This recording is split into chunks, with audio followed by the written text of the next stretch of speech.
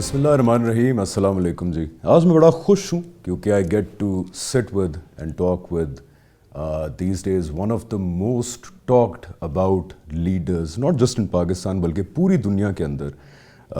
One way اور the other آپ news میں بھی رہ رہے ہیں, آپ کے بارے میں بات بھی ہو رہی ہے, and you turning out to be a very influential leader nationally and internationally.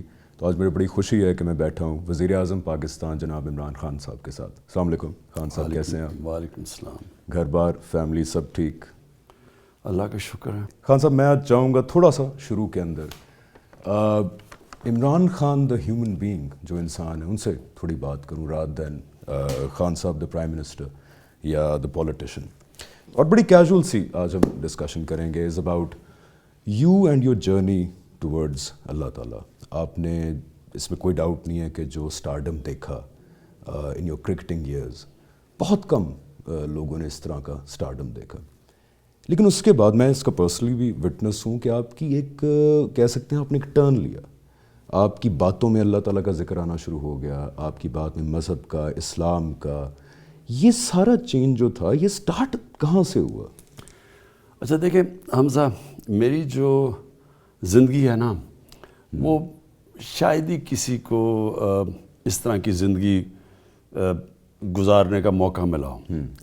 ایک بڑی مختلف زندگی لوگوں سے.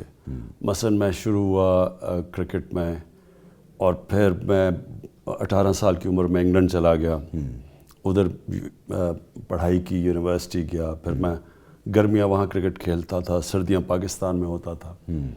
اور تو جو میرا ایک زندگی کا تجربہ ہے وہ باقیوں سے بڑا مختلف ہے. بڑا اب نارمل بھی ہے, زیادہ لوگوں کو ایسی زندگی گزارنے کا ایسا موقع نہیں ملا.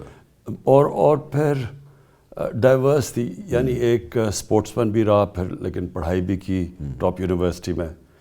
اور پھر گرمیاں اور سردیاں, یعنی پاکستان میں بھی رہا سردیوں میں, یا پھر پاکستان ٹیم کے ساتھ جاتا تھا. گرمیوں میں انگلینڈ میں پروفیشنل کرکٹ کھیلتا تھا. تو یہ جو مجھے تجربہ ہوا دو مختلف کلچرز کا, یہاں تو میں بڑا ہوا تھا, اس کلچر کو جو میں نے اندر سے دیکھا, اور پھر جب وہاں یونیورسٹی ایجوکیشن, جو وہ یونیورسٹی ایجوکیشن کی جو مجھے چینج میرے اندر لے کے آیا, اور پھر آہستہ آہستہ پھر جو میں نے اپنے تجربے سے, مجھے شروع میں کسی کتاب پڑھنے سے یا کسی انسان نے نہیں انفلوئنس کیا. وہ جو میں دو مختلف کلچرز کو دیکھتا رہا اس کے اندر, اور پھر اس کا جائزہ لیتا رہا, تو اس سے میں پھر اپنے تجربے سے آیا, یعنی میرے میں چینج آیا. تو پہلے میں آپ کو یہ بتا دوں کہ ہمارا جو یہاں, جو میں نے جب میں بڑا ہو رہا تھا تو یہ جو کلونیل انفلوئنس, انگریزوں کا بڑا اسٹرانگ انفلوئنس تھا پاکستان میں. ابھی بھی ہے, اب مختلف قسم کا ہے. تب ایک غلامی کا تھا, اور اب ایک ذہنی غلامی کا ہے. وہ ملتے ہی ہیں ذہنی غلامی اور غلامی, لیکن تب ایک بہت بڑا ایک انفیریورٹی کمپلیکس تھا. ان کی طرح بننا چاہتے تھے, ان کی طرح دکھنا چاہتے تھے. اور انفیریورٹی کمپلیکس تھا کہ کلونیلزم جو سب سے بڑا ظلم کرتا ہے نا, وہ یہ کرتا ہے کہ جس کو غلام بناتے ہیں وہ اپنے آپ کو نیچا سمجھتا ہے, اور جو آپ کو غلام بناتا ہے وہ اپنے آپ کو سپیریئر سمجھتا ہے. سو آپ کی جو ساری ایٹیٹیوڈ ہوتی ہیں وہ اسی طرح بن جاتی ہیں, اور حالانکہ آپ ان کو برا بھی سمجھتے ہیں کیونکہ انہوں نے آپ کو غلام بنایا ہے, لیکن آپ ان سے متاثر اتنے ہوتے ہیں ان کی طرح بننا چاہتے ہیں. تو ہم جو ایچ ایس این کالج میں جو ہماری تعلیم تھی ان دنوں میں, تو ہمیں ایچ ایس این میں صرف انگریزی ہمیں اجازت نہیں تھی اردو بولنے کی. وہ تو شدید ذرا تھوڑا گورا مینٹالٹی والا نہیں, یہ سارا کلونیلزم کا امپیکٹ ہے. جب آپ غلام رہتے ہیں تو آپ کا سارا سوچ یہ ہو جاتی ہے کہ اگر آپ نے اوپر آنا ہے تو آپ اس طرح بنیں جس نے آپ کو غلام بنایا. بالکل. تو اس کا ہمارے جو میری اپ برنگنگ میں اس کا بہت بڑا امپیکٹ تھا. اور جو ہمارا انگلش میڈیم وہ چھوٹا سا طبقہ تھا, ان دونوں میں صرف 4-5 بڑے یہ انگلش میڈیم کے تھے, باقی سارا اردو میڈیم تھا. تو وہ جو انگلش میڈیم کا جو پروڈکٹ نکلتا تھا وہ پروٹوٹائپ برٹش بن جاتا تھا. تو میں جب ہم بڑے ہو کے انگریز بنوں گا, اور جتنا آپ انگریز کو کاپی کرتے تھے آپ معاشرے میں آپ کا سوشل سٹیچر اوپر چلا جاتا تھا. ابھی بھی ہے, ابھی بھی آپ انگریزی بولتے ہیں اور آپ انگریزی کا. If I may add here, ابھی بھی C S S academy, because میرا وہاں جانا ہوا 2010 میں, وہاں پہ منڈے ٹو فرائیڈے آپ نے سوٹ پہننا ہے. یہ پاکستانی اکیڈمی اور ہم جب بڑے ہو رہے تھے تو پنجاب کلب کے اندر آپ یا جمخانہ کلب میں آپ پاکستانی کپڑے پہن کے نہیں جا سکتے تھے. اور سندھ کلب میں تو 1974 تک پاکستانی کپڑے الاؤڈ نہیں تھے. تو اس طرح کا ایک بیک گراؤنڈ تھا. تو جب میں انگلینڈ گیا تو میں نے ریئلائز کیا کہ ہم جو ہمیں بنانے کی کوشش کر رہے ہیں وہ تو ہمیں ایک ریپلیکا، ایک انگریز کا ریپلیکا بنانے کی کوشش کر رہے ہیں. اور ہم تو جو بھی ہو ہم انگریز تو نہیں بن سکتے. وہ کوا چلا ہنس کی چال اپنی بھی بھول. سو اس سے پھر ایک اور میرے میں سمجھتا ہوں کہ ایک میری جو اسٹرینگتھ ہمیشہ رہی ہے، میں ہمیشہ اپنی زندگی کا جائزہ لیتا تھا. کرکٹ میں بھی میں کامیاب باقیوں سے اس طرح ہوتا تھا کہ میں رات کو سوتا نہیں تھا اگر میرا میچ ہو، کہ جب تک میں اپنے میچ کو پوری طرح بریک ڈاؤن نہیں کرتا تھا کہ میں نے غلطیاں کدھر کی، کیا میں نے سیکھا، وہ جب تک نہیں میں سوتا نہیں تھا. تو ایک یہ میرے میں ایڈوانٹیج تھی کہ میں مسلسل اپنی زندگی کا پھر جائزہ لیتا رہتا تھا. احتسابی آپ ہر وقت کرتے کہ اپنی سیلف انالیسس کرتا تھا. تو اس سے کیا ہوا کہ تو میں اس نتیجے پہ آنا شروع ہوا زندگی کے لیٹر حصے میں. حالانکہ مجھے پھر کرکٹ میں کامیاب ہوا، شہرت ملی، مجھے انگلینڈ کے معاشرے کو اس طرح دیکھا جو کہ لوگوں کو موقع نہیں ملتا. ہم جب پاپ سٹارز کو اور فلم سٹارز کو ہم بڑا آئیڈل سمجھتے تھے، اپنے جو ویسٹرن پاپ سٹارز تھے، مجھے موقع مل گیا ان کو صحیح طرح دیکھنے کا، اندر سے دیکھنے کا. اور پھر چینج میرے میں تب سے آنا شروع ہوا کیونکہ میں دونوں معاشرے دیکھ رہا تھا. تو میں نے ریئلائز کیا جیسے کہ ہماری جو بہت بڑی طاقت ہے اس ملک میں، ہمارے اندر اللہ اور آخرت کا کانسیپٹ عوام میں ہے. جو ہم شروع میں جب انگلینڈ گیا تو جب یونیورسٹی گیا تو وہ ایسے لگا کہ اللہ بھی آؤٹ ڈیٹ ہو چکا ہے اور آخرت بھی آؤٹ ڈیٹ ہو چکی ہے اور دین بھی آؤٹ ڈیٹ ہو چکا ہے. ایک نیو ایتھیزم کی ایک لہر ہے وہاں پہ یونیورسٹی. اب میں نہیں جانتا لیکن ہمارے ٹائم پہ یونیورسٹیز کے اندر یہ جو دین کو ایک آؤٹ ڈیٹڈ چیز سمجھی جاتی ہے. تو اور زیادہ مارکسزم ان دنوں میں اصل ہمارا دین ہوتا تھا کہ لیفٹسٹ کو کہتے تھے کہ. تو اینی وے کرکٹ کے میں ملا اپنے جائزے سے. پھر میں نے ریئلائز کیا کہ یہ ہماری ایکچولی بہت بڑی طاقت ہے. اور پھر چینج میرے میں آنا شروع ہوا کیونکہ میں نے ان کو اندر سے دیکھنا شروع کیا. وہاں بہت بڑا چینج آ رہا تھا sex, drugs and rock and roll کا. 60s میں ریولوشن شروع ہوئی، 70s میں آئی. تو اس سے کیا ہوا کہ جب میں وہاں گیا تو ایک معاشرے کے اندر جو ڈیورس ریٹ تھی وہ ایک ڈیورس تھی 14 شادیوں میں. یہ ویسٹ کے اندر جب میں شروع میں ارلی 70s میں انگلینڈ میں گیا. ٹھیک، 1 in 14 ایک ڈیورس 14 شادی. اور 30 سال کے بعد 70% ڈیورس ریٹ، 60% ڈیورس ریٹ ہے وہاں. سو جو فیملی سسٹم ہے اس کو ٹوٹتے دیکھا میں نے. ہماری طاقت ہمارا فیملی سسٹم ہے. یہ بہت بڑی طاقت ہے. سو یہ جو چینجز تھے یہ میں نے اپنی ایکسپیرئنس، تو جو میری جو ایوولوشنری پروسیس تھا وہ اپنے زندگی کے تجربے سے آنا شروع ہوا. تو یہ تو ویسے میں اس طرح دیکھ رہا ہوں کہ اللہ کا بڑا کرم ہوا کہ آپ نے اس طرح کی زندگی جب دیکھی جس میں ابنڈنس بہت تھی، جس میں لوگوں کی پذیرائی بہت تھی، اسٹارڈم بہت تھا، آپ کو باہر جانے کا موقع ملا، ویسٹ کو انالائز کیا. That triggered your transition towards اللہ تعالیٰ. ویسٹرن سویلائزیشن کو میں نے بڑی کلوز دیکھا ہے. شاید ہی کسی نے اس طرح. اب تو خیر ہمارے جو وہاں لوگ پیدا ہوتے ہیں، ہمارے جو پاکستانی کمیونٹی یا مسلمان وہاں، وہ تو دیکھتے ہیں لیکن ان کو اپنے کلچر کو اتنی اچھی طرح یہ نہیں جانتے، یا وہ جانتے ہیں یا یہ جانتے ہیں.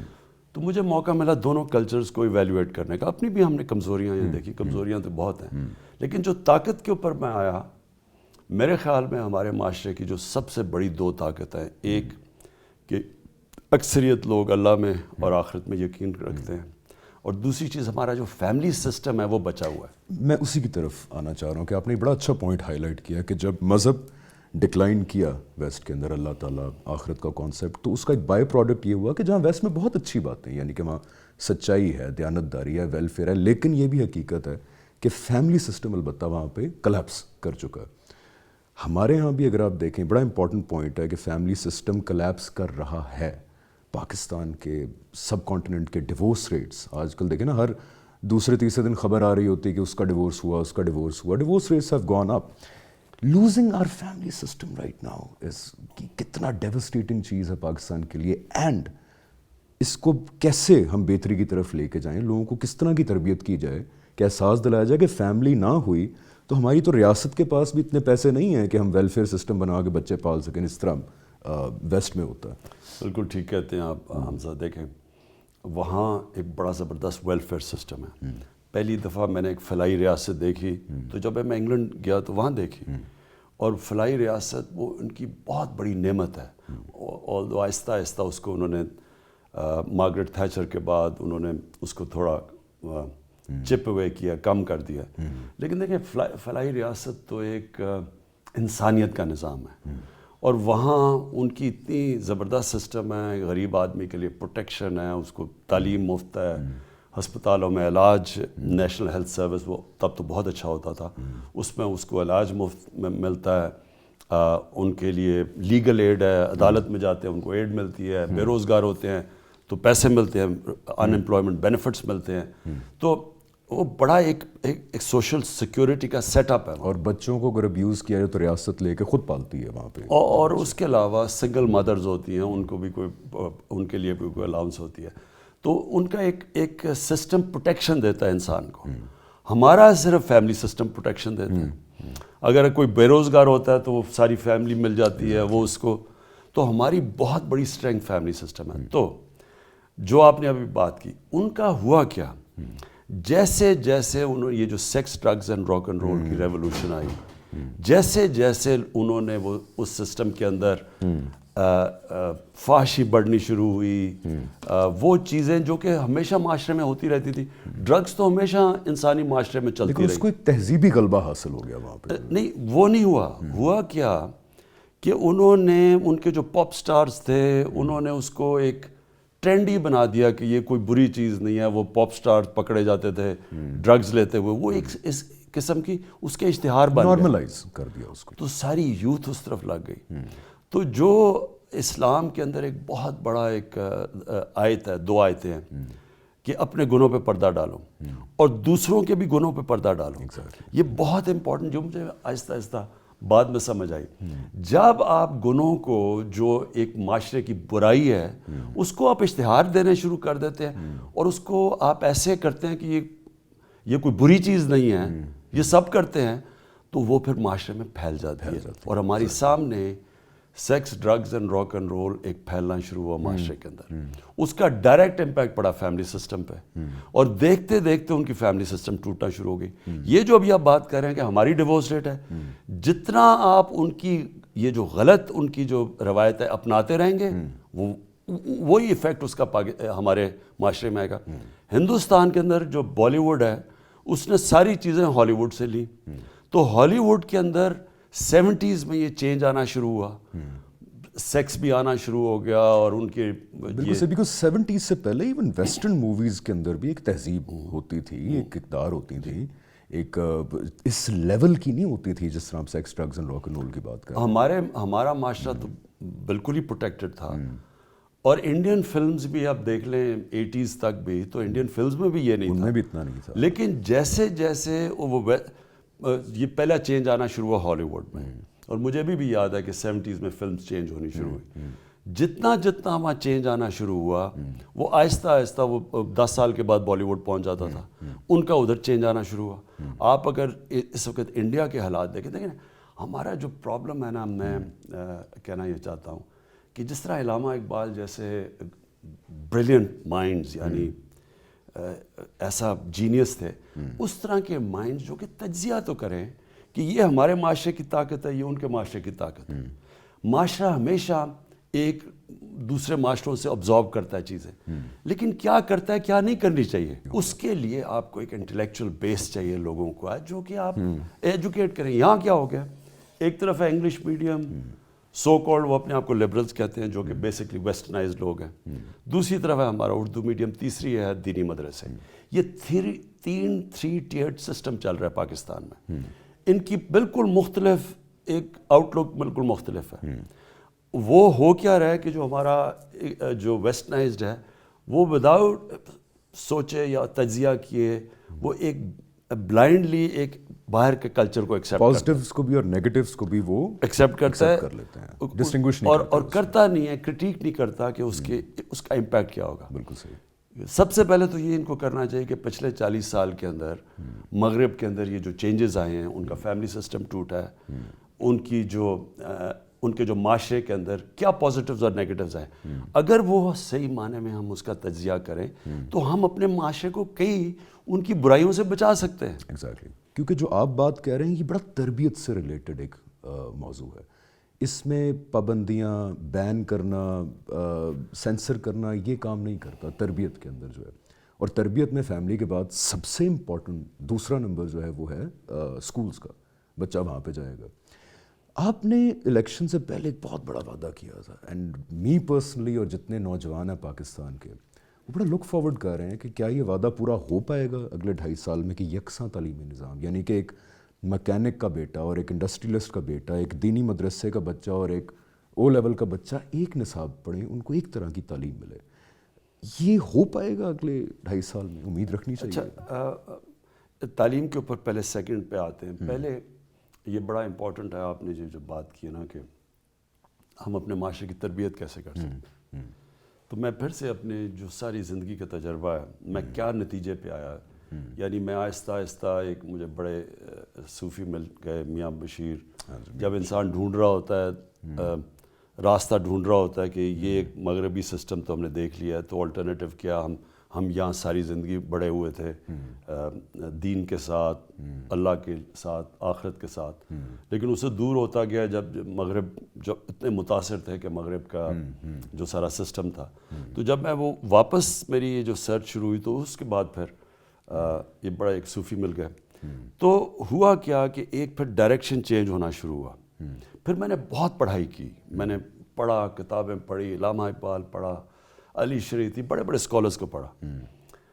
تو میں پھر کس نتیجے پہ آیا؟ میں اس نتیجے پہ آیا کہ جو سارا ہمارا جو ہم کیوں 5 وقت کی نماز پڑھتے ہیں, کیونکہ اللہ نے وہ سارا نچوڑ ڈال دی ہے وہ نماز میں, جو ہم صرف ایک چیز مانگتے ہیں, اللہ ان کے راستے پہ لگا جن کو تو نے نعمتیں بخشی, ان کے نہیں جو غلط راستے پہ چلے گئے. سو سارا وقت ہمارے پاس یہ 2 راستے ہیں. یہ جو ہم 5 وقت کی نماز پڑھتے ہیں, مقصد یہ ہوتا ہے کہ ہمارے پاس ہمیشہ چوائسز ہوتی ہیں, اس راستے پہ جاؤ یا اس راستے پہ. ایک آپ کی عظمت کا راستہ ہے, ایک تباہی کا راستہ ہے, اور یہ ہے سارا نماز. اور جو عظمت کا راستہ ہے وہ اللہ کہتا ہے ان کو جن کو نعمتیں بخشی, سب سے زیادہ نعمتیں نبی صلی اللہ علیہ وسلم کو بخشی. وہ سب سے دنیا کے عظیم آدمی, نہ کوئی آ سکتا ہے, نہ کبھی آیا ہے کوئی. تو ان کی زندگی کیا تھی, وہ قرآن میں حکم کرتے ہیں کہ ان کی زندگی سے سیکھو. سو جو میں نے سارا اپنے خود ہی, یعنی مجھے کسی نے یہ بتایا نہیں, میں نے اپنے تجربے سے اور مغرب اور اپنے کلچرز کو دیکھ کے اس نتیجے پہ آیا کہ جو ان کا راستہ ہے نبی صلی اللہ علیہ وسلم کا, وہ عظمت کا راستہ ہے, وہ خوشی کا راستہ ہے, اور سیدھا راستہ, سمپل راستہ. وہ ہم جب ایمان نہیں آیا تھا تو میں یہ سوچتا تھا کہ ہماری چھوٹا بھی تھا, تو والدہ سونے سے پہلے کہتی تھی اللہ ہمیں سیدھے راستے پہ. تو ہم آہستہ سوچے سیدھے راستہ کتنا بورنگ راستہ ہوگا یہ کیا, کیونکہ ہمیں تو کوئی ایک میڈیا, ایک فلمز, ہمیں تو اور کوئی دیا ہوتا ہے نا کہ مزے کا راستہ کچھ اور ہے. اپنے تجربے سے آخر میں اس نتیجے پہ پہنچا کہ جس کو ہم بورنگ راستہ کہتے ہیں وہ ایکچولی تمہاری خوشی کا راستہ ہے, کنٹینٹمنٹ. اور جو دوسرا راستہ ہے, میں نے دیکھا نا, میں نے پاپ سٹارز جو میرے کی دوستی میں تھی, لیکن میں نے ان کو دیکھا کیونکہ میں ایک ٹائم تھا یہ جیٹ سیٹ کی پارٹیز میں گیا, جو میں نے ان کی زندگیوں کے تباہ ہوتے دیکھا. یعنی کوئی ڈرگ جا رہا ہے ریہیب کلینکس کے اندر, ایک ڈپریشن ہے, شادیاں تباہ ہو رہی ہیں, بچے سوسائڈ کر رہے ہیں, وہ خود سوسائڈ کر رہے ہیں. یعنی جو ہم گلیمر جو ہمیں یہاں سے اٹریکٹ کرتا تھا, جب تصویر کے پیچھے جا کے دیکھو تو وہ تباہی کا راستہ ہے. وہ آپ کو سمجھ آتی ہے کہ جو آپ سمجھتے تھے کہ بڑا اٹریکٹیو راستہ ہے, اس میں بہت بڑی تباہی ہے. ٹیمپرری ڈسٹریکشنز ہیں وہاں پہ. 2 چیزیں دیکھو, ایک ہوتی ہے خوشی, وہ آتی ہے وہ اللہ کی طرف سے. بے شک بے شک. دوسری طرف ہے جس کو پلیجر سیکنگ کہتے ہیں, عارضی خوشی, جو ڈرگ سے آتی ہے, یہ جو نشے سے آتی ہے, ٹیمپریری ڈسٹریکشنز. اچھا ان میں بہت بڑا فرق ہے. جو خوشی ہے وہ تو آپ کو اللہ کی طرف سے ایک نعمت ہے, وہ آپ کی روح کی طرف سے آتی ہے. آپ کو اصل خوشی آتی ہے جب اندر سے آپ کی روح کنیکٹڈ ہے اللہ کے ساتھ.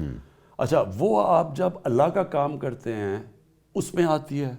یہ جو عارضی خوشی ہے یہ ہر وہ چیز ہے جو کہ آپ کو ایک ہمیں جو کہ وہ جو ہم پاپ سٹارز دیکھتے ٹیمپریری ہیں ایکسائٹمنٹ. وہ اچھا وہ ٹیمپری ایکسائٹمنٹ جو ہے اس کی ڈیمینشنگ ریٹرنز ہیں.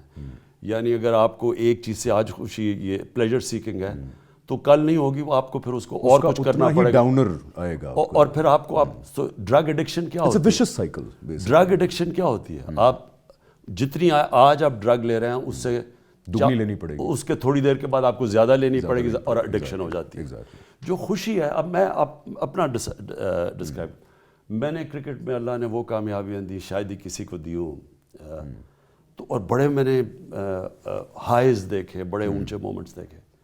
لیکن جب وہ ہاسپٹل کا 29 دسمبر 94 کو شوکت صاحب نے کا دروازہ کھلا, میں آپ کو یقین دلاتا ہوں کہ مجھے سمجھ آ گئی ان دونوں میں فرق کیا ہے. جو آپ کو اندر سے خوشی, کیونکہ وہ اللہ کا کام تھا, غریب مریض تھے, کینسر, تکلیف میں, لوگوں کے لیے جب آپ کچھ کرتے ہیں وہ ایک اللہ کی طرف سے خوشی آتی ہے, وہ آپ بیان نہیں کر سکتے. جنہوں نے یہ فیل کیا, جو بھی کوئی اللہ کے لیے کام کرتا ہے اس کو سمجھ آ جائے گی کہ یہ کیا ہے. تعلیمی نصاب کے اندر یہ چیزیں, کیونکہ ہماری اسلامیات کی کتابیں جو ہیں وہ ہم بھی پڑھ کے آئے ہیں آگے, اس میں بڑی سطحی لیول کی باتیں ہوتی ہیں, تربیتی بات کوئی نہیں. تو نصاب کیا بچے یہ اسکولوں میں پڑھ پائیں گے جو ہم باتیں کرتے ہیں؟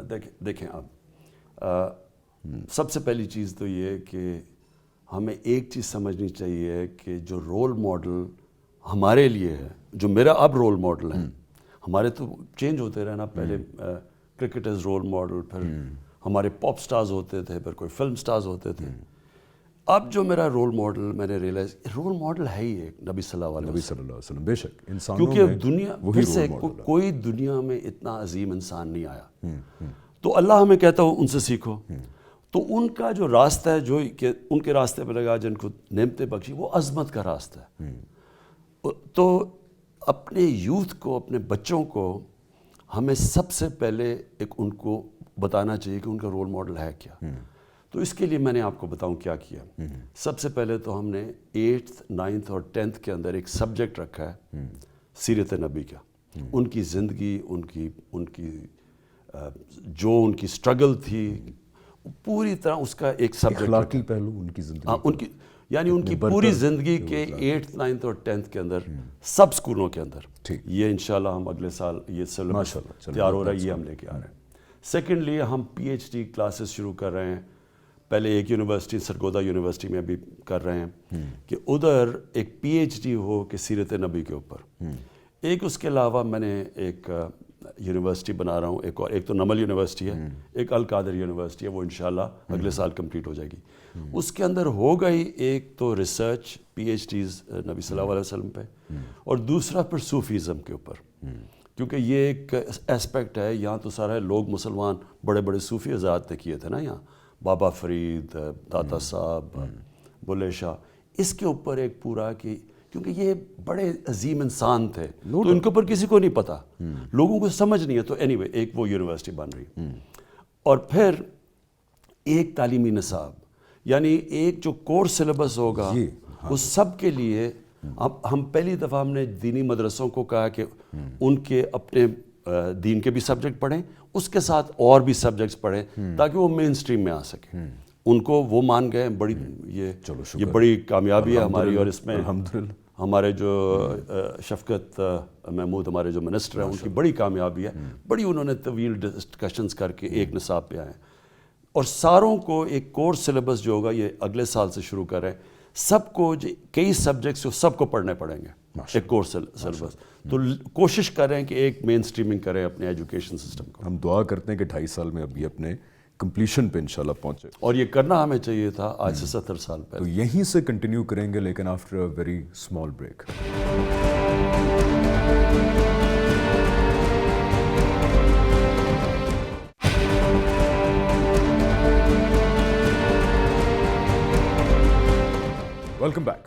میڈیا پہ اب میں آنا چاہتا ہوں بیکاز اس سے جو اگلا ٹیئر ہے تربیت کا بھی ہمارے یوتھ کے لیے بھی وہ پھر میڈیا آ جاتا ہے. آپ نے بڑا اچھا کیا کہ اردغرل اور ابھی یونس عامرے کا جو بھی ٹرکی سے امپورٹ کیا ہے, لیکن پاکستان کی بھی بہرحال ایک بہت وائبرنٹ ٹی وی انڈسٹری ہے, فلم انڈسٹری ہے, کمرشلز کی انڈسٹری ہے, لیکن ڈائریکشن کوئی نہیں ہے. ہمارے یہاں زیادہ تر چیزیں بنائی جاتی ہیں, I've shared with you a lot کئی دفعہ, وہ پیسوں کے لیے بنائی جاتی ہیں پروجیکٹ, یا پیسے پورے ہو جائیں چلیں لوگ دیکھ لیں, کمرشل ایک مائنڈ سیٹ ہے, ڈائریکشن کوئی نہیں ہے. کیا ہم ایکسپیکٹ کریں کہ آپ ہمارے میڈیا کو بھی, چینل اونرس کو, پروڈیوسرس کو, کانٹینٹ میکرس کو انگیج کریں گے کہ ایک یونیفائڈ ڈائریکشن دی جائے تاکہ ہم بھی پھر ایسی چیزیں بنائیں کہ جو ہماری یوتھ کی تربیت کرے؟ دو چیزیں. ایک تو میرے خیال میں جو بھی زندگی میں کوئی کام کرتا ہے نا, تو اس کے سامنے دو پہلو آ جاتے ہیں کہ کیا وہ کام کر رہا ہے پیسے بنانے کے لیے, ذات کے لیے, کیا وہ کام کر رہا ہے ایک معاشرے کے لیے. زیادہ تر بدقسمتی سے لوگ اپنی ذات کے اوپر پڑے رہتے ہیں. جو بھی اس دنیا کے اندر بڑا انسان آیا ہے وہ کبھی بھی آج تک دنیا کی تعریف کسی پیسے والے آدمی کو نہیں جانتی. بڑے بڑے پیسے والے لوگ آئے ہیں, کوئی یاد نہیں, تاریخ نہیں یاد رکھتی. تاریخ یاد رکھتی ہے جو معاشرے کے لیے کچھ کرے. بالکل صحیح. سو اس لیے ہمارے یہ جو بزرگان دین ہیں یہاں, یہ جو میں نے بڑے بڑے صوفی ہندوستان کے, آج بھی دیکھیں لاکھوں لوگ ان کی جاتے ہیں, ان کو دعا کرتے ہیں. یعنی عزت تو اللہ کی طرف سے آتی ہے نا. تو کئی وجہ ہے, کیونکہ یہ انسانیت کے لیے آئے تھے لوگ, جو کہ ہمارے پیغمبروں کے بعد جو سارے پیغمبر انسانیت کے لیے آئے تھے. اسی طرح جو بھی معاشرے کے لیے کوئی کام کرتا ہے لوگ اس کو یاد رکھتے ہیں. سو جب آپ میڈیا میں بھی ہیں, بڑے کم ہوتے ہیں میڈیا میں جو کہ ان کی ساری میڈیا کا میسیجنگ ہوتی ہے معاشرے کی اصلاح کے لیے. دوسری طرف ہوتے ہیں پیسے بنانے والے, وہ تو بہت آتے ہیں, وہ چلے جاتے ہیں, لیکن معاشرہ بڑا نام بھی ان کا ہوتا ہے جو کہ اصلاح کرتے ہیں. مجھے یاد ہے اشفاق احمد خان ایک بڑے انٹلیکچوئل تھے, میں بڑی ان کی کیونکہ ان کا سب کچھ ہوتا تھا معاشرے کی اصلاحات کے لیے. ایک اب میں آپ کو دوسری بڑی ایک تکلیف دہ بات بتانا لگا. جب میں پرائم منسٹر بنا تو میں نے آئی جیز, صوبوں کے آئی جیز کو بلایا, پنجاب کے, کے پی کے اور اسلام آباد کے. تو میں کرائم چارٹ دیکھ رہا تھا, تو سب سے زیادہ ہمارے ملک میں جو کرائم بڑھ رہی ہے سیکس کرائم. اگریڈ. بچوں سے ریپ, مرڈر, ریپ اور ریپ مرڈر, اور اچھا یہ انڈر رپورٹڈ ہے. بالکل. یعنی لوگ شرم آتے ہیں گھرانوں میں کہ ہو جائے تو نہ وہ بات کر سکتے ہیں نہ کچھ, کیونکہ ان کو ہوتا ہے کہ برا ہمارے معاشرے اور عورتوں کے لیے بہت ہی برا ہے. سو تب سے ہم نے سوچا کہ ہم نے اس کا کیا کرنا ہے. ایک تو اب ہم نے ایک نئی آرڈیننس لے کے آئے ہیں, عبرتناک سزائیں دیں گے ان کو, یعنی سزائیں دیں گے. لیکن یہ جو چیزیں ہیں جو سیکس کرائم ہیں یہ کبھی بھی صرف سزا سے نہیں ختم ہوتی. اس کے اندر پورے معاشرے کو شرکت کرنی پڑتی ہے. ایک تو موبائل فون نے تباہی مچائی ہے, اس کا جو نیگیٹو امپیکٹ ہے کہ بچوں کو, چھوٹے ٹین ایجرز کو اب وہ مٹیریل, وہ چیزیں اب وہ دیکھ سکتے ہیں جو انسانی تاریخ میں نہیں کبھی دیکھی. اور آپ ان پوری چیزوں کو 100% بین بھی نہیں کر سکتے کیونکہ اتنا فری فلو آف انفارمیشن ہے انٹرنیٹ. میں یہ کہہ رہا ہوں نا کہ یہ جو موبائل فون کے اوپر جو انفارمیشن اب اویلیبل ہے, پازیٹیو بہت زیادہ ہیں, اس میں ایجوکیشن ہے, سیکھ سکتے ہیں, نالج بچوں کو وہ آ جاتی ہے. لیکن جو نیگیٹو جو سیکس چیزیں آپ اس کے اوپر مٹیریل اویلیبل ہے, بچوں کو ہیومن ہسٹری میں وہ اب چیلنجز ہیں جو کہ کبھی پہلے نہیں تھے. سیکنڈلی جو اب ہم جو مٹیریل آ رہا ہے جو ہم پروڈیوس کرتے ہیں, دیکھیں وہ آتا ہے ہالی ووڈ سے, پھر بالی ووڈ, اور بالی ووڈ سے پھر یہاں. یہ جو ہو رہا ہے نا اس کے اوپر انفارچونیٹلی یہ سمجھتے ہیں کہ اگر ہم یہ اب کانٹیکٹ نہیں کریں گے تو ہمارے پلیز نہیں بکیں گے. میں نے اس لیے یہ پریزیڈنٹ اردوغان سے بات کر کے ان کا ترکی کا یہ پلے لیا, یہ جو ارتغرل ہے. مقصد اس کا یہ تھا یہ ثابت کرنے کے لیے کہ نہیں, اگر ایک ایسا پلے بھی ہو سکتا ہے جس میں اسلامک ویلیوز ہے, لیکن پبلک میں سب سے پاپولر پلے ہے, دیکھتی ہے ساری پبلک. مطلب یہ کہ اگر آپ ان کو ہمیشہ آپ کے پاس آلٹرنیٹیو, آپ لوگوں کو بین تو آپ کر نہیں سکتے, اتنا زیادہ میڈیا کے اوپر تو کنٹرول نہیں, لیکن آپ ایک آلٹرنیٹیو لوگوں کو دے سکتے ہیں. تو کیا آپ انگیج کریں گے ہمارے میڈیا کے لوگوں کو, ان کو اس سینس آف ذمہ داری کا احساس دلانے کے لیے؟ نہیں میں دیکھیں بالکل میں انگیج کروں گا اور میں پوری کوشش بھی کروں گا، بلکہ ہم بیک بھی کریں گے کہ ایسی فلمز بڑا دیکھتے ہیں آپ کی طرف یہ پوری انڈسٹری جو ہے، اور میں نے انگیج کر رہا ہوں، شروع کر دیا میں نے انگیج کرنا. لیکن دیکھیں کوشش اب کیا ہے، کوشش یہ ہے کہ آپ میڈیا سے ایک معاشرے کی اخلاقیات اوپر بھی لے جا سکتے ہیں اور نیچے بھی لے جا سکتے ہیں. میں پھر سے کہتا ہوں انگلینڈ کے اندر ہم نے جو شروع میں BBC تھا اور جو ٹی وی تھا وہ کچھ اور تھا، وہ آہستہ آہستہ چینج ہوا اور ایک وہاں فریز آیا ڈمنگ ڈاؤن، کہ آپ معاشرے کا انٹلیکٹ بھی نیچے لے کے جا رہے ہیں. اس طرح کا کانٹینٹ لوگ تو دیکھیں گے تو آپ معاشرے کی جو اخلاقیات اور ان کے ویلیوز اوپر بھی لے جا سکتے ہیں، نیچے بھی لے جا سکتے ہیں. لہٰذا میڈیا کے اوپر ہم کوشش کریں گے کہ ان کو بتائیں کہ ایسی ایسی چیزیں ہمارے معاشرے میں جو ایک معاشرے کا ویلیو سسٹم اوپر لے جائیں گے، بجائے یہ کہ وہ جو کانٹینٹ چیپ سا وہ تو آپ تو کچھ بھی کوئی بھی گندا کانٹینٹ کریں گے لوگ تو دیکھیں گے. اور دنیا کی تاریخ میں یہ ہے کہ جو معاشرہ اپنی اچھائییں اپنے اسٹرانگ ویلیوز اوپر لے کے جاتا ہے وہ اوور آل ویلیوز اوپر لے جاتا ہے. اور جو معاشرے کے اندر جب آپ سویلائزیشنز کی تاریخ پڑھ لیں کہ سویلائزیشن شروع میں کیا تھا اور جب وہ کولیپس کر رہا تھا تو اس کی سب سے پہلے دیکھیں کہ اس کی اخلاقیات کیسے نیچے جا رہی تھی. یہ تو اللہ تعالیٰ نے بھی قرآن میں کہا ہے کہ جب ہم کسی قوم کو تباہ کرنے کا فیصلہ کرتے ہیں تو اس میں فحاشی کو عام کر دیتے ہیں. یہ تو قرآن میں بڑا کلیئر نہیں، لیکن آپ دیکھ لینا، آپ دنیا کے سویلائزیشنز، آپ مغل امپائر سلطنت کی آخر دیکھ لیں، آپ آٹومنز کی آخر دیکھ لیں کہ وہ کیسے ڈی جنریٹ کیے ہیں، رومن امپائر کو دیکھ لیں، گریک سویلائزیشن کو دیکھ تقریباً لیں. ساری مثالیں ہیں. آپ جب دیکھیں گے کہ ان کی جب ایک فیملی سسٹم تباہ ہوتا ہے، جب ان کی اخلاقیات ختم، جب مورل سٹینڈرڈز ختم ہو جاتے ہیں، اور ابھی بھی فیملی سسٹم تو ان کا کولیپس کر رہا ہے، لیکن ابھی بھی مغرب کے اندر موریلٹی ہمارے سے زیادہ بہتر ہے. باقی ڈپارٹمنٹس میں سچائی زیادہ ہے وہاں پہ، دیانتداری زیادہ ہے وہاں پہ. دیکھیں میں آپ کو ایک بات بتاتا ہوں، آپ ایک قرآن کی آیت ہے کہ کیا آپ ایک بد کردار آدمی اور ایک نیک آدمی کو کیا وہ ایک ہی ہیں؟ کیا علم والے اور بغیر علم والے ایک ہے علم والے اور بغیر علم والے، ایک ہے ایک بد کردار آدمی اور ایک نیک آدمی، وہ ایک نہیں ہے. انہوں نے کہا کہ وہ آپ ان کو ایک ہی طرح نہیں تول سکتے، یعنی وہ ایک نہیں ہے، برابر کے نہیں ہیں. اب آپ کے سامنے ہیں ہمارے یہاں جرنلسٹ، کئی جرنلسٹ جا کے ہائی کورٹ میں چلے گئے، کہتے ہیں کہ نواز شریف کو تقریر کرنے کا موقع دیں. ایک آدمی اربوں روپے کی اس کے اوپر کرپشن کے چارجز ہیں، اس ملک کا پیسہ چوری کر کے باہر لے کے گیا. سپریم کورٹ نے اس کو سزا دی اور سزا 1.5 سال کی انویسٹیگیشن کے اوپر، JIT بٹھائی اس کے اوپر، انہوں نے باقاعدہ پورا چیزیں سامنے لے کے، اور ابھی باقاعدہ اور کیسز ہیں اس کے اوپر. وہ کہہ رہے ہیں کہ اس کو تقریر کرنے کا موقع دیا جائے، اس کو فریڈم آف سپیچ کہہ رہے ہیں. وہ یہ کر رہے ہیں کہ جو سارے پولیٹیشنز ایک ہی ہیں، یہ نہیں کہ ایک آدمی نے کبھی کچھ یعنی اس کا بشک کیریکٹر اچھا ہو، وہ اسی میں ہے جو کہ کرپٹ آدمی ہے.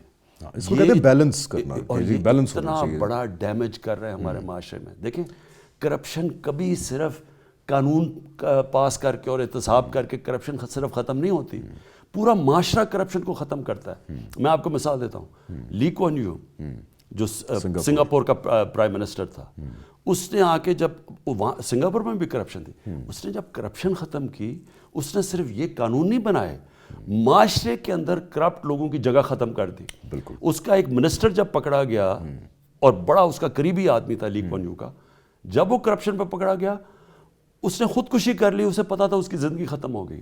امریکہ کے اندر ایک بہت بڑا نام تھا میڈوکس، اس نے کرپشن کی، تو جب وہ پکڑا گیا، اور اربوں ڈالر کی کرپشن تھی، جب وہ پکڑا گیا، یہ بہت بڑا کیس ہے، جب وہ پکڑا گیا اس کے 2 بیٹے تھے، ایک نے خودکشی کی، ایک سٹریس کے اندر اتنا ہوا وہ غم کے اندر وہ ماری گیا، اور اس کی بیوی نے اس کو طلاق دے دی.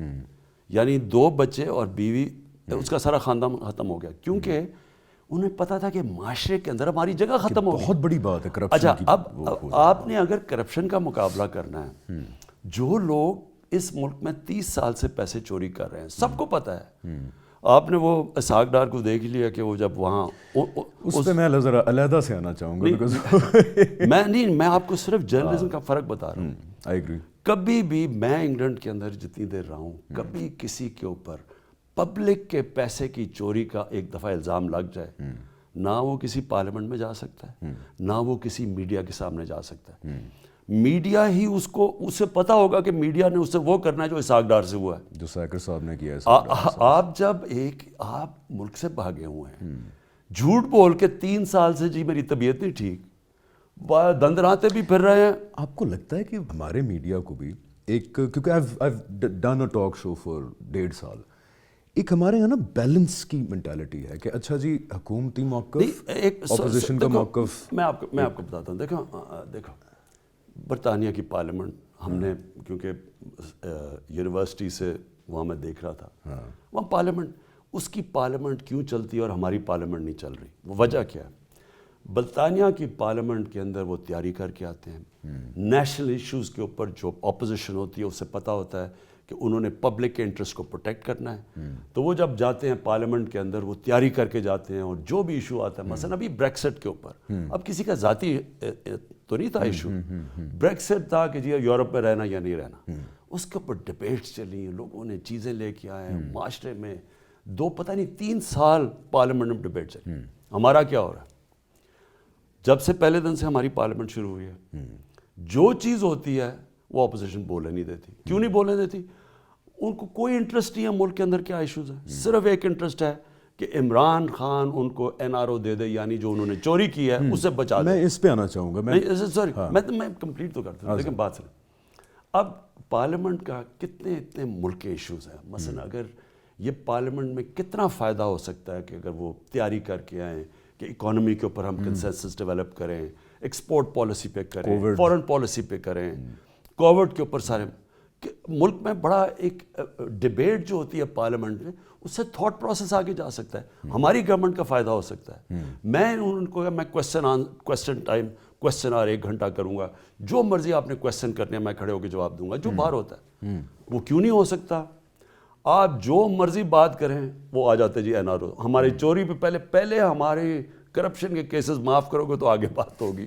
وہ پارلیمنٹ کیسے چل سکتی ہے؟ بالکل. دیکھیں سب پوائنٹ یہ ہے, جب تک ایک معاشرہ یہ چوروں کے اندر اور عام لوگوں کے اندر فرق نہیں کرے گا, جو قرآن کہتی ہے کہ یہ برابر نہیں ہے, آپ ان کو برابر کر دیتے ہیں. وہ ہر روز ٹاک شو پہ ایک بیٹھا ہوتا ہے, وہ آپ 30 سال سے پاور میں ہیں, آپ اپنا جواب دیں کہ جناب آپ نے یہ جو پیسے بنائے ہیں بتائیں.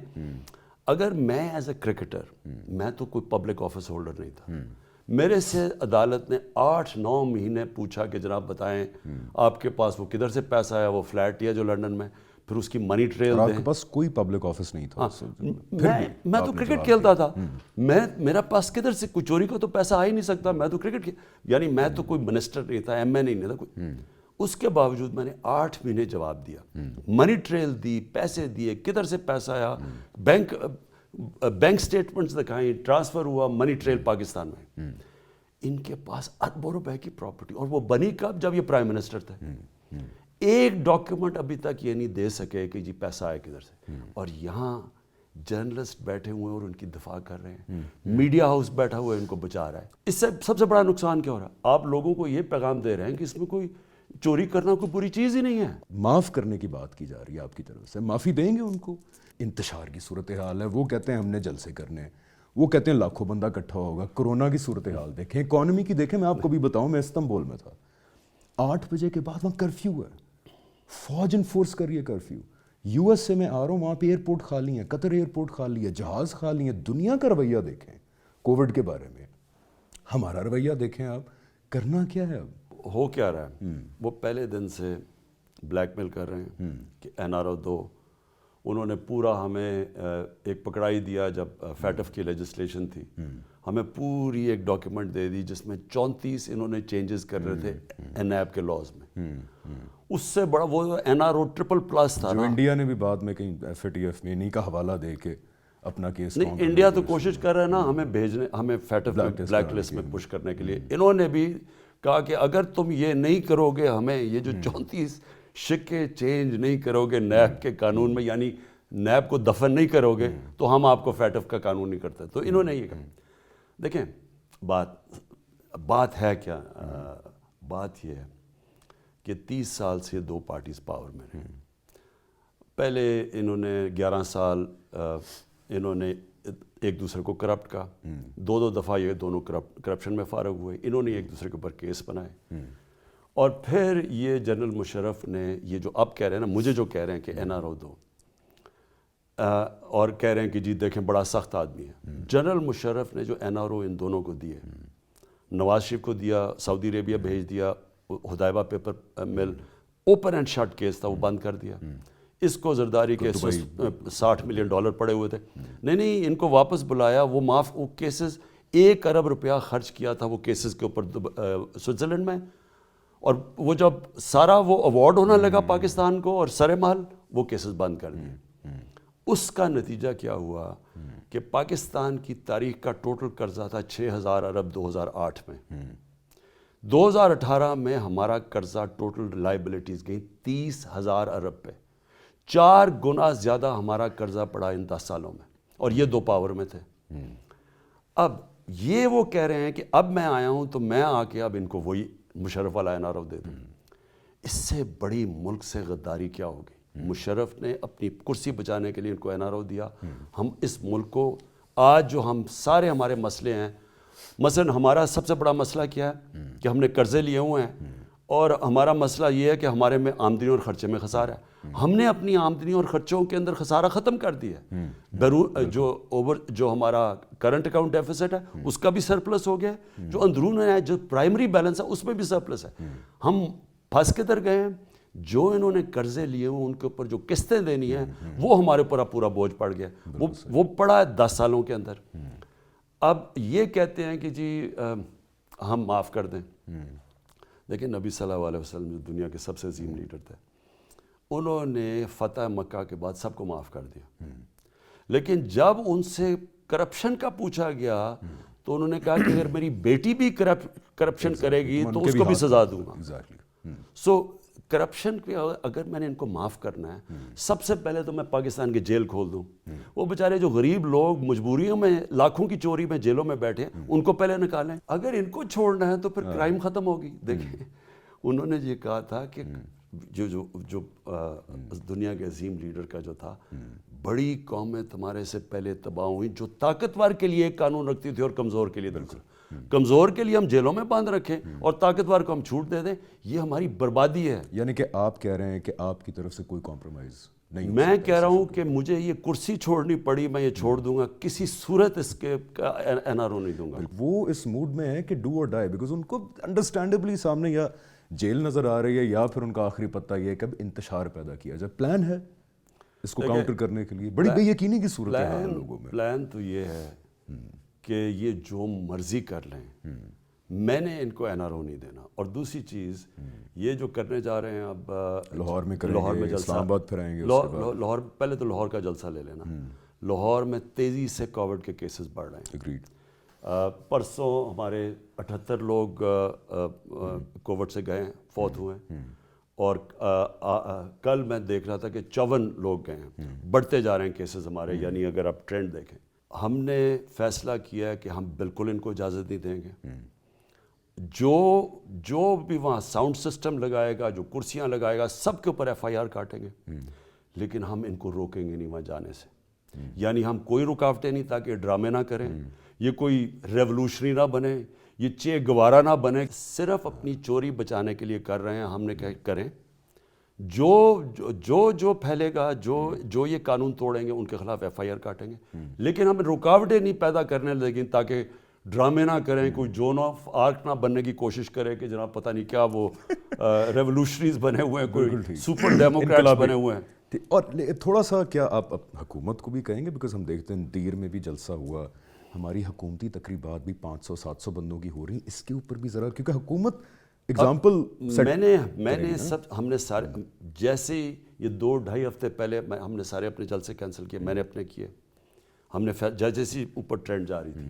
دوسری چیز, کسی کو ہمارے کوئی بھی ہماری پارٹی کو یا حکومت کے لوگوں کسی کو اجازت نہیں ہے جو ابھی تک 300 لوگوں سے زیادہ گیدرنگ کی اجازت دی, اور وہ بھی اسپیسنگ کے ساتھ. اور وہ بھی ہم اگر دیکھ رہے ہیں, اگر ہم نے آگے دیکھا تو وہ بھی ہم روک دیں گے. لیکن دیکھیں ہمیں دوسرا پرابلم ہوا ہے, ہم نے ریسٹورنٹس بند کر دیے ہیں, باہر بیٹھ سکتے ہیں، اندر نہیں کر سکتے، شادیاں بند کر دی ہیں. اب لوگوں کو تکلیف ہو رہی ہے اس کی. وہ الٹا ہمیں کہتے ہیں کہ جی دیکھیں یہ اب جلسے کر رہے ہیں اور آپ ہمیں ہمارا میری روزگار خود بند کر رہے ہیں. شکایت ہے کہ میں 5 دفعہ تو وہ PCR ٹیسٹ کرا چکا ہوں، وہ اتنا سا ادھر گلے میں ماسک اور پتہ نہیں کیا کیا پہن کے ٹریول بھی کرنا پڑتا ہے. اور میں ٹی وی دیکھتا ہوں، جلسے بھی ہو رہے ہیں، تقریبیں بھی ہو رہی ہیں، تو تھوڑا عوام کو بھی کچھ ہم نے تو بہت گمبھیر صورت ہے. ہم نے کلیئر SOPs دے دی ہیں. تو نیوزی لینڈ میں 50% ٹیم کو کرونا نکلا، ہماری جو بھی پاکستانی ٹیم گئی ہوئی ہے وہ کوارنٹین ہوئے ہیں، یعنی کہ 14 میں سے 7 لوگ. دیکھیں SOPs کے اوپر تو آپ پورا زور لگا رہے ہیں. علماء کو بھی ہم نے انگیج کیا ہوا ہے، اسکول بند کر دیے ہیں، پوری کوشش کر رہے ہیں کیونکہ بڑی تیزی سے یہ اب کیسز بڑھ رہے ہیں. لیکن یہ جو سارا یونین آف کروکس ہے، یہ اب اگر سمجھ رہے ہیں کہ اس جلسے سے ہمارے پر میرے پر کوئی پریشر پڑ جائے گا، ان کو بڑی غلط فہمی ہے. کیونکہ پاکستان کی تاریخ کے اگر جتنے ہم نے بڑے جلسے کیے ہیں اسے تو کسی نے نہیں کیے، بشک کریں جلسے. لیکن ہم کیونکہ کووڈ ہے، لوگوں کی جانیں خطرے پہ ڈال رہے ہیں، جلسہ کر لیں. ہم نے جن لوگوں نے جو آرگنائز کر رہے ہیں، جو اس کے اندر جنہوں نے اپنی کرسیاں دی ہیں، سب کے اوپر FIR لیگل کارروائی ہوگی، سب کے اوپر بات. اور سیکنڈ چیز جو آپ پہلے بھی کہتے ہیں اب بھی کہتے ہیں کہ آپ کی طرف سے کرپشن کے اوپر ان لوگوں کے ساتھ کوئی کمپرومائز نہیں، جو مرضی کر لیں. میں پھر سے آپ کو کہتا ہوں کہ اگر مجھے یہ کرسی چھوڑنی پڑے چھوڑ دوں گا، لیکن میں اپنے ملک سے اتنی بڑی غداری نہیں کروں گا. تو پاکستان کے ایریاز کے اوپر جو اگر کہا جائے کہ جن کے ساتھ بہت زیادتی ہوئی ہے پچھلے 70 سال، ایک بلوچستان اور ایک کراچی. بلوچستان میں بھی دیکھیں حکومت کے اندر آپ کا ایک مینڈیٹ ہے، اور کراچی نے تو آپ کو یعنی کہ دل کھول کے مینڈیٹ دیا. اس سے زیادہ مینڈیٹ کیا کراچی دے گا آپ کو؟ اب کیا کرنا ہے؟ دیکھیں 2.5 سال گزر گئے، 2.5 سال بلوچستان پیچھے رہ گیا. ہمارا جو فاٹا تھا، جو پرانا مرج ڈسٹرکٹ ہے، جو قبائلی علاقہ تھا، وہ پیچھے رہ گیا. گلگت بلتستان، ہمارا گلگت بلتستان پیچھے رہ گیا. کشمیر، آزاد کشمیر میں حالانکہ بہتر ہو کیونکہ ان کے باہر پاکستانی ہیں، وہ یعنی اس کی سٹینڈرڈ آف لیونگ اچھی ہے. کراچی کا ایک بڑا عجیب سچویشن ہے. جو سندھ کی پارٹی جیتی ہے، گورنمنٹ میں آتی ہے، وہ انٹیریئر سندھ سے ووٹ لیتی ہے، اور وہ جب گورنمنٹ میں آتی ہے تو وہ صرف اپنے ووٹ بینک کے لیے ادھر ہی سارا جو بھی اگر کرتی ہے تو وہاں کرتی ہے. اور کراچی نگلیکٹ ہوتا گیا اور پیچھے رہتا گیا. کہیں لوکل گورنمنٹ بھی ہے وہاں پہ؟ نہیں، لوکل گورنمنٹ ہے نہیں نا. دیکھیں نا، اس کا امیجیٹلی تو ہم نے اب یہ پورا کراچی پیکج پروونشل گورنمنٹ کے ساتھ بیٹھ کے ایک پورا کراچی پیکج لے کے آئے جس کے اندر جو ان کے سب سے بڑے مسئلے ہیں، پانی کا ہے، سیوریج کا ہے، گندی کا ہے. لوگ امید رکھیں، بیکاز میں تو خود سنتا ہوں ہر دور میں پیکج اناؤنس ہوتا ہے. نہیں، یہ اس میں اختیارات ہمارے پاس نہیں ہیں. پیسہ جو ہوتا ہے وہ ہماری فیڈرل گورنمنٹ سے چلا جاتا ہے صوبوں کے پاس، پھر صوبوں کی ذمہ داری ہوتی ہے وہ پیسہ کدھر بھی خرچ کریں. تو اور انہی کی ذمہ داری ہے کراچی. اب ہم لیکن یہ جو کراچی پیکج لے کے آئے ہیں، یہ ہم نے پروونشل گورنمنٹ کے ساتھ بیٹھ کے جو مین مسئلے ہیں، سیوریج، پانی، ان کا یہ جو فلڈنگ کا، یہ جو نالوں کا صفائی کرنی ہے، ٹرانسپورٹ، یہ سارے اس پیکج کے اندر آ گیا. اور انشاءاللہ یہ اس کے اوپر ہم مل کے اب کام کر رہے ہیں کیونکہ جورسڈکشن ہماری نہیں ہے نا، سب کی مل کے ہے. بالکل صحیح. دوسری چیز بلوچستان کا کیا پرابلم ہوا؟ اس کا 40% پاکستان کا زمین ہے، لیکن آبادی تھوڑی، یا فیصلہ آباد ڈویژن سے کم آبادی ہے. سو جو گورنمنٹ میں آتا ہے وہ بلوچستان کی تو ووٹ سے تو اس نے گورنمنٹ نہیں نہ بنانی، تو وہ انہی ملکوں، اور زیادہ تر نون لیگ ہے تو وہ سینٹرل پنجاب ہے، وہ پیسہ ادھر خرچ کر دیتے ہیں، تو وہ بلوچستان رہ جاتا ہے باہر. اسی طرح قبائلی علاقہ، اس کی کوئی حیثیت ہی نہیں تھی، وہ باہر تھا، وہ بھی پیچھے رہ گیا.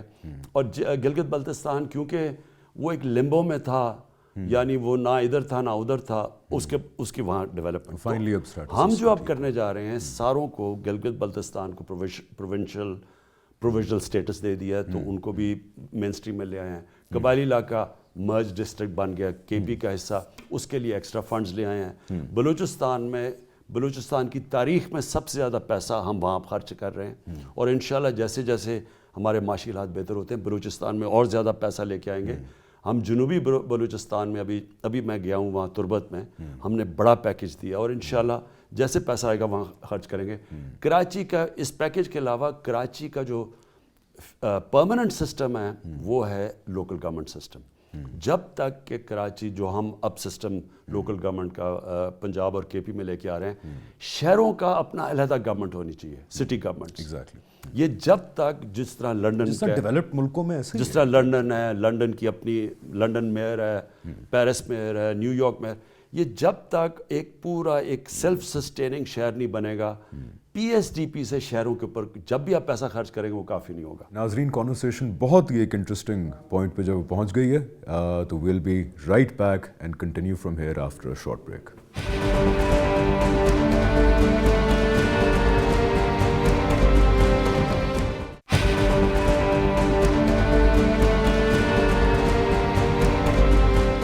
Welcome back.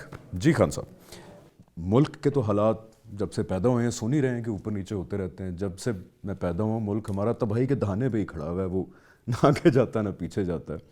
لیکن اب انٹرنیشنل حالات بھی جو ہیں وہ اس طرح کے ہیں کہ ہم متحمل نہیں ہو سکتے کسی کیئرلیسنس کے. ایران میں جو ہو رہا ہے, افغانستان میں جو ہو رہا ہے, انڈیا ہے, پھر چائنا اور ان کی اپنی لڑائی ہے, مڈل ایسٹ میں جو ہو رہا ہے, اسرائیل کا ایک مدعا جو ہے وہ چل پڑا ہے. ان پورے حالات میں ہماری اکانومی کو بھی دیکھیں, کووڈ بھی ہے. آئی تھنک جتنے چیلنجز آپ کو ہیں اس وقت بطور وزیر اعظم, پہلے بڑے کم وزیر اعظموں کو اتنے بڑے بڑے چیلنجز رہے ہیں. اگلے 2.5 سال کوئی روڈ میپ ہے جو لوگ سنیں اور ان کو تسلی بھی ہو اور ان کو پتہ لگے کہ ہماری گورنمنٹ کے پاس کیا ہے اگلا کلیئر روڈ میپ 2.5 سال کا؟ دیکھیں حمزہ, ہمارے سارے پرابلمز ہوئے کیا ہیں؟ ہمارے 2 پرابلمز ہوئے. 2 پرابلم کیا ہیں کہ ہم کبھی بھی اتنا پیسہ نہیں اکٹھا کرتے جس سے ہمارے خرچے پورے ہو جائیں, جس کو کہتے ہیں فسکل ڈیفیسٹ.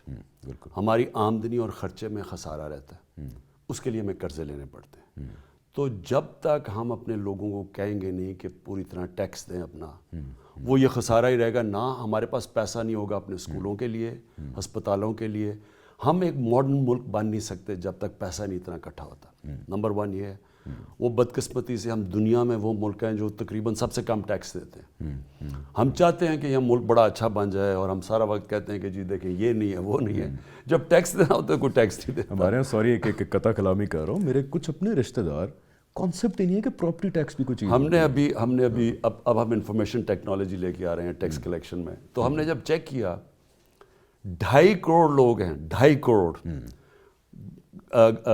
گھروں میں رہتے ہیں, گاڑیاں ہیں, کئیوں کی 1 سے زیادہ گاڑی ہے, اچھے اچھے گھر ہیں, ٹیکس نہیں دیتے. 2.5 کروڑ لوگ. اب یہ سوچیں کہ اگر یہ 2.5 کروڑ لوگ اپنا شیئر دینا شروع کر دیں, ہمارے مسئلے حل ہو جاتے ہیں. ہمیں کوئی ہم اپنی بچوں کو تعلیم دے سکتے ہیں, سب کچھ. سارا ملک میں جو ٹیکس دے رہا ہے, سارا پاکستان میں جو ٹوٹل ٹیکس دینے والے ہیں, آپ سوچیں کتنے ہیں؟ 15 لاکھ. 22 کروڑ لوگوں میں 15 لاکھ لوگ 24 کروڑ آبادی ہوگی کم از کم ہماری, اور اس کے اندر میں یہ کہہ رہا ہوں کہ 15 لاکھ ٹیکس دیتے ہیں. زبردست. اچھا, اور ہمارے پاس 2.5 کروڑ لوگوں کا اب انفارمیشن آ گیا ہے جو کچھ ٹیکس نہیں دیتے لیکن بڑے بڑے گھروں میں. تو جب تک لوگ ٹیکس نہیں دیں گے, پہلا تو میرا یہ سوال ہے. اچھا, یہ کبھی بھی ملک جب اٹھتا ہے تو قوم اٹھاتی ہے ملک کو. اب میں جو مرضی کر لوں, اگر لوگوں نے ٹیکس ہی نہیں دینا تو میں کدھر سے ان کو فیسلٹیز. دوسرا پرابلم, ہم نے کبھی بھی زور نہیں دیا ملک کی اصل جو دولت بنتی ہے کہ جب آپ دنیا کو زیادہ بیچیں اور تاکہ ملک میں زیادہ ڈالر آئیں. ایکسپورٹ, یہاں ایکسپورٹس ہماری, آپ یہ سوچیں, آپ ذرا ذہن کریں کہ ہمارا یہ پرابلم آپ سے نہیں ہے, یہ ابھی تو 2 سالوں میں نہیں نہ آیا, کہ ٹوٹل نون لیگ کے دور میں پاکستان کی جو ایکسپورٹس تھیں وہ 5% کم ہوئی. 5 سالوں میں 5% کم ہوئی. کتنی ایکسپورٹس تھیں؟ 20 ارب ڈالر. اور ہماری جو امپورٹس تھیں وہ پہنچ گئی 60 ارب ڈالر, 35% بڑھ گئی. اب کون سا ملک جو اب دنیا سے 60 ارب ڈالر امپورٹ کریں, 40 ارب اب کہاں سے لے کے 40 ارب ڈالر کا آپ کا ٹریڈ گیپ. آپ دنیا کو 20 ارب ڈالر کی چیزیں بیچ رہے ہیں اور 60 ارب ڈالر کی چیزیں, وہ کون سا ملک آگے بڑھ سکتا ہے؟ تو آپ کو IMF کے پاس تو جانا پڑتا ہے, ڈالر کم ہو جاتے ہیں, آپ کو جا کے پیسے لینے پڑتے ہیں. سو یہ جو 2 امبیلنسز ہیں, جب تک ہم ان دونوں کو, اور یہ ہم اب سے نہیں ہیں, یہ ہم نے 40-50 سال سے یہ ہمارا مسلسل یہ بنتا آ رہا ہے. سنگاپور کی ایکسپورٹس ہیں 50 لاکھ آبادی ہے, 60 لاکھ, 330 ارب ڈالر, 330 ارب ڈالر صرف 50 لاکھ کی آبادی ہے. ہماری ہیں اب ہوئی ہیں 25 ارب ڈالر اور ہم ہیں 22 کروڑ لوگ. تو دیکھیں یہ جو ہم نے ملک کا رخ موڑنا ہے وہ اللہ کا شکر ہے وہ موڑ رہا ہے. ہماری اب ایکسپورٹس بڑھ رہی ہیں. جو کرنٹ اکاؤنٹ ڈیفیسٹ ہے نا کہ ڈالر کتنے اندر باہر 17 سال کے بعد ایک کوارٹر کے اندر یعنی کہ 4 مہینے میں ہمارا جو کرنٹ اکاؤنٹ ڈیفیسٹ وہ پازیٹیو ہو گیا. لیکن یہ 2 سال بڑی مشکل ہمیں لگی ہیں. یہ کہتے ہیں جی کیا یہ کیا ہے کہ ملک کا رخ چینج کر دیا, ڈیفیسٹ کم کر دیا. اب ہم نے جو بھی اب ہم کر رہے ہیں پہلی دفعہ انڈسٹری کو آپ انڈسٹری سے آج پوچھ لیں, ہماری آج فیصل آباد چلے جائیں پوچھ لیں انڈسٹری سے, یہ پہلی دفعہ 50 سال کے بعد 1960s کے بعد پہلی دفعہ پاکستان کے اندر انڈسٹریلائزیشن کی طرف جا رہے ہیں. ان کو ہم مدد کر رہے ہیں. آج فیصل آباد کے اندر ٹیکسٹائل کے لیے ورکر نہیں مل رہا ہے, ساری فیکٹریاں کام کر رہی ہیں اور ہماری ایکسپورٹس بڑھ رہی ہیں.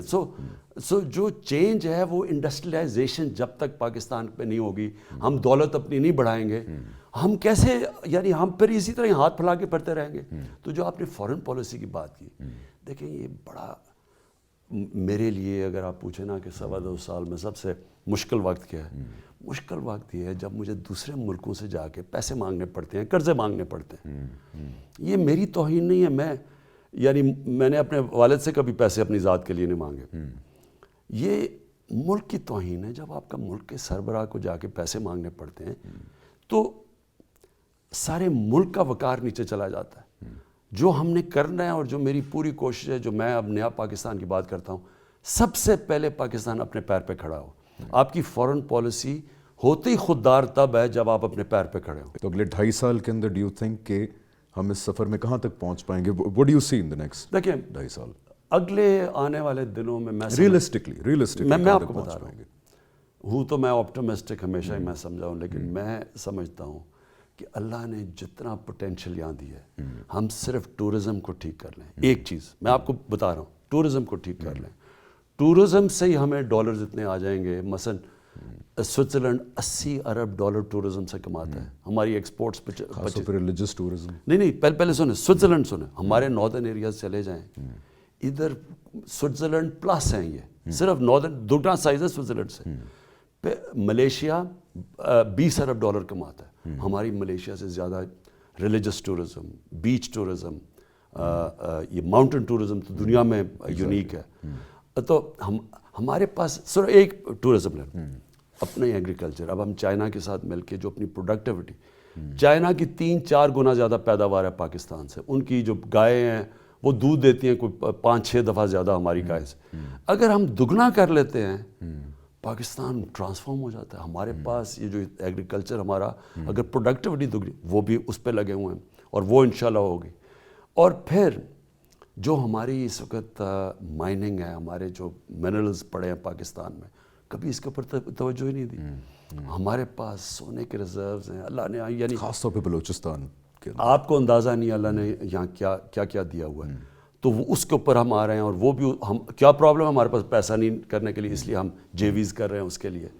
لیکن جو ہمارا اب جو ہم سی پیک کے ساتھ چائنا کے ساتھ مل کے جو اسپیشل اکنامک زونز بنا رہے ہیں, ہمارا جو اب چائنا کے ساتھ ریلیشن شپ ہے, ان کی انڈسٹری کی ری لوکیشن یہاں بڑی بلیسنگ ہے یہ ویسے اللہ کی طرف سے. اور ہمارا ان کی وہ لانا چاہتے ہیں کیونکہ وہاں لیبر ایکسپینسو ہو گیا. تو جو پوٹینشیل ہے پاکستان میں یہ IT کا میں صرف بتا دوں, پہلی دفعہ پاکستان میں IT پارکس بنا رہے ہیں. اسپیشل اپنی IT کے لیے ہم FBR سے کنسیشنز دے رہے ہیں, اسٹیٹ بینک سے ان کے لیے قانون آسان کر رہے ہیں. ہم IT میں اتنا اٹھا سکتے ہیں. تو کہنے کا مقصد یہ ہے کہ اس ملک میں اللہ نے اتنا زیادہ دیا ہے. جس وقت بھی یہ ہم پہلے تو ڈوب رہے تھے, اسٹیبل ہوئے ہیں. اب اگر ہم جو آنے والے دن ہیں ان میں جو اپنا پوٹینشیل اس ملک کا ہے, انشاءاللہ آپ یہ دیکھیں گے کہ پاکستان جو 60s میں سب سے تیزی سے بڑھ رہا تھا اس سارے علاقے میں, اسی طرح واپس چلا گیا. میں نے جتنی بھی بڑی خواب دیکھی ہے زندگی میں, ساری میری یعنی کرکٹ تھی تو سب سے بڑا کرکٹر بننا چاہتا تھا. پاکستان ورلڈ کپ, ہاسپٹل ساروں نے کہا نہیں بن سکتا. اونچ نیچ بھی دیکھی ہے, گرتا بھی تھا کیونکہ اوپر دیکتا تھا تو گرتا بھی نہیں. ہر ایمبیشن پہ لوگوں نے کہا تھا یہ نہیں ہو سکتا. سب پہ انکلوڈنگ کرکٹ سے شروع ہوا. فاسٹ بولر بننا چاہتا تھا, سب نے کہا نہیں بن سکتا. پھر کیپٹن, فاسٹ بولر کیپٹن نہیں بن سکتا. پھر کینسر ہاسپٹل نہیں بن سکتا. پھر دیہات میں ایک یونیورسٹی پرائیویٹ نہیں بن سکتی. پھر 2 پارٹی سسٹم ہے, 3 پارٹی نہیں آ سکتا, پھر یعنی اب ملک نہیں صحیح ہو سکتا, اور اب ملک اب یہ فیل ہو گیا, یعنی یہ میں سارا دیکھیں ہر چیز میں اللہ نے مجھے کامیاب کیا. اس کا راز یہ دیکھیں حمزہ, دیکھیں کامیابی کا میں یوتھ کے لیے بتانا چاہتا ہوں, جب آپ ایک چیز کے اوپر ایک خواب کے پیچھے جاتے ہیں نا, تو یہ ضروری ہوتا ہے کہ جب آپ اس کی طرف جائیں کشتیاں جلا کے جائیں, یعنی کوئی آپ کے پاس پھر پلان بی نہیں ہونا چاہیے, یا میں کامیاب ہوں گا یا میں مروں گا. جب آپ یہ ایٹیٹیوڈ, اور یہ میں ہمیشہ جس کے پیچھے, جب میں نے 9 سال کا تھا ٹیسٹ کرکٹر کا فیصلہ کیا بننے کا, اس کے بعد کبھی میرے ذہن میں سیکنڈ ڈاؤٹ نہیں آئے. مذاق اڑا میرا, لوگوں نے کہا پہلے ٹیسٹ کے بعد فیل ہو گیا, لوگوں 3 سال پھر نہیں کھیلا, لوگوں نے کہا اب کبھی نہیں کھیلا, کبھی میں اپنی پھر اس سے پیچھے نہیں ہٹتا. تو وہ جاتا ہوں اینڈ تک کہ جو بھی ہو جائے میں نے اب کامیاب, پھر میں سیکنڈ پلان بھی نہیں بناتا جو کام. اور پھر اللہ نے انسان کو, جب وہ کہتا ہے نا میں نے اشرف المخلوقات بنایا, سب سے عظیم مخلوق, اللہ نے ہمارے میں سب میں پاور دی ہے. ہوتا کیا ہے کہ ہم جب جاتے ہیں تو ہم کہیں نہ کہیں ہار مان جاتے ہیں, ڈر بھی جاتے ہیں, جب گرتے ہیں, جب آپ نیچے آتے ہیں تو آپ کو لوگ کہتے ہیں جی کیا کر رہے ہو, یہ لوگ آپ کے رشتہ داری کہتے, مجھے بھی کہتے تھے تمہیں کیا ضرورت ہے ہاسپٹل بنانے کی, اتنے بڑے کرکٹ سے شروع کیا ضرورت تھی پالیٹکس میں آنے کی, یہ کہتے ہیں لوگ جب آپ گرتے ہیں. اس وقت جو کھڑا ہو جاتا ہے نا, جو فیصلہ کرتا ہے کہ یا یہ کروں گا یا میں مروں گا, وہ پھر اللہ نے صلاحیت, پھر آپ کی اندر سے جو پوٹینشل ہے, جو صلاحیتیں نکلتی ہیں, یہ ہے کامیابی کا راز. سیکھتے ہیں پھر جب آپ کو برا وقت آتا ہے, یہ یاد رکھیں وہ اللہ آپ کو کہتا ہے کہ آپ کہیں غلطی کر رہے ہیں, کیا غلطی کر رہے ہیں, سول سرچنگ کرو, جائزہ لو, سیلف انالیسس کرو کدھر غلط, اور جب آپ ان کو غلطیوں کو دور کرتے ہیں آپ اور اوپر چلے جاتے ہیں. پھر تو پوائنٹ میرا یہ ہے کہ یہ ہے میری اب آخری مشن, سب پہ اللہ نے مجھے کامیابی, وہ یہ ہے کہ پاکستان کو ایک عظیم قوم بنانا ہے. عظیم قوم کیا ہے, ایشین ٹائیگر نہیں ہے, پاکستان کو مدینہ کی ریاست کے اصولوں پہ کھڑا کرنا ہے, ایک انسانیت کا نظام, ایک فلاحی ریاست جدھر انسان کی قدر ہے, جدھر انصاف ہے, جدھر طاقتور اور کمزور قانون کے سامنے ایک برابر ہے. یہ نہیں کہ طاقتور کو NRO دو اور بیچارے کمزور کو جیلوں میں ڈالو, اللہ کی برکت اس قوم میں نہیں آتی. تو انسانیت, انصاف کا نظام, تعلیم کے اوپر زور ڈالیں, ریسرچ کے اوپر, نالج اکانومی, یہ ہے میری اب آخری. تو بہت بڑا ویژن ہے ویسے, اور ٹائم کم ہے, اور مجھے تو اس میں مجھے کبھی بھی شک نہیں ہوا کہ ہم کامیاب نہیں ہوں گے. تو we'll be right back and continue from here after a short break.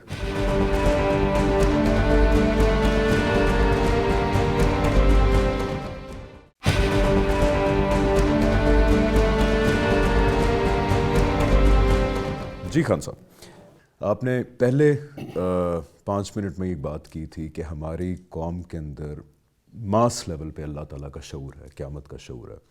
خود احتسابی کی جو آپ نے بات کی بہت امپورٹنٹ ہے, اور اس سے بڑا بلیف کیا ہو سکتا ہے خود احتسابی کے لیے کہ میرا ایک پروردگار ہے اور اس کے سامنے میں نے جواب دے ہونا مرنے کے بعد اپنے ایک ایک ایکشن اور ایک ایک ورڈ کے لیے. اس قوم کو جو اللہ تعالیٰ پہ یقین کرتی ہے, آخرت پہ یقین کرتی ہے, آپ خاص طور پہ یوتھ کو کیا پیغام دینا چاہیں گے؟ دیکھیں یوتھ کو یہ جو سب سے پہلے تو میں یہ کہوں کہ یہ کتنی بڑی طاقت ہے کہ ہمارے اندر آخرت کا خوف ہے, اللہ اور آخرت کا دونوں اکٹھے ہوتے ہیں, اللہ اور آخرت اکٹھے. اگر آپ کا آخرت پہ نہیں ہے تو وہ جواب دہی تو سب سے بڑا مسئلہ ہے ہمارا. بالکل. جب میں شوکت خانم کے لیے پیسے اکٹھے کر رہا تھا, پہلے تو میں نے اپنے دوستوں کے پاس گیا, HSN کے بڑے بڑے دوست تھے پیسے والے, انہوں نے ساروں نے حوصلہ افزائی کی, ایک پیسہ نہیں دیا. پھر میں عوام میں نکل گیا, اور کیونکہ میں جیسے بچوں کے پاس آئے تھے, اسکول کے بچوں کے پاس گیا, پہلے اسکول کے بچوں کو ساتھ ملایا, میں نے کہا تم نے بڑا ویسے ہم نے ساتھ دیا تھا, بہت بڑا, وہ بہت بڑا انقلاب تھا بچوں کا, کیونکہ بچے اچھے برے میں دیکھتے ہیں نا, بچوں میں وہ شیڈز آف گرے نہیں ہوتے, یا اچھا یا برا ہے. تو بچوں کو جب میں نے اپیل کر دیا کہ آپ کو کینسر ہاسپٹل کی ضرورت ہے اور آپ نے میرا یہ ٹیم بننا ہے, تو وہ ایک انقلاب آیا. لیکن دوسرا میں عوام میں نکل گیا, اور میں بڑا حیران ہوتا تھا کہ میں وہ گاڑی میں جا رہا ہوتا تھا, غلہ ایک بیچ میں ہوتا تھا, دکان بازار سے گزر رہا ہوتا تھا, تو میں دیکھتا تھا اس طرح سامنے نیچے چھابڑی والا کھڑا ہے, وہ کوئی ٹی بوائے ہے, وہ دیکھتے تھے اور ایسے جیب میں ہاتھ ڈال کے اور اس میں ڈال دیتے تھے. غریب لوگ تھے. بالکل. تو میں نے پھر میں بڑا حیران ہوتا تھا تب مجھے اتنی عوام میں مجھے کوئی ایکسپیرینس نہیں تھا. تو میں جب ان سے پوچھتا تھا کہ تمہارے اتنے پیسے تمہارے پاس ہے نہیں, اپنی آخرت کے لیے کر رہے ہیں جی, اللہ کے لیے کر رہے ہیں. یہ بہت بڑی طاقت ہے اس ملک کی, ہم نے کبھی اس کو استعمال ہی نہیں کیا. ہم نے یہ جو لوگ ہیں جن کو یہ جو اللہ میں ماننے والے ہیں, اگر ہم اس پوٹینشیل کو جس دن بھی اٹھاتے جائیں گے کہ یہ اگر ایک ہاسپٹل کے لیے پیسے دے رہے ہیں تو کیا ملک کو ٹھیک کرنے کے لیے نہیں پیسے دیں گے؟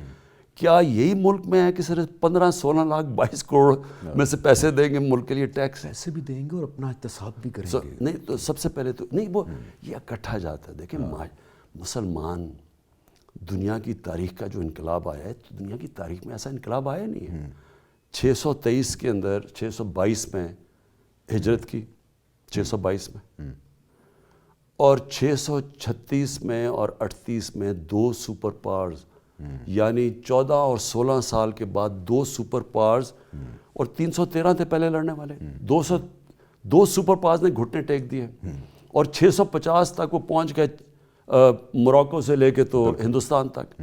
یہ کیا تھا انقلاب؟ کوئی ماڈرن ٹیکنالوجی نہیں تھی, کوئی نئے ویپنز نہیں آ گئے تھے, اندر سے ٹرانسفارمیشن. نبی صلی اللہ علیہ وسلم نے انسانوں کو آزاد کر دیا تھا, وہ اپنے سے باہر نکل گئے تھے. جو اپنے لیے زندگی گزارتا ہے وہ چھوٹا انسان ہوتا ہے, چاہے جتنا مرضی امیر ہو. جب انسان اپنے سے باہر بڑی سوچ رکھتا ہے, ان کی سوچ بڑی ہو گئی, دنیا کی امامت کرنے کے لیے وہ نکل گئے.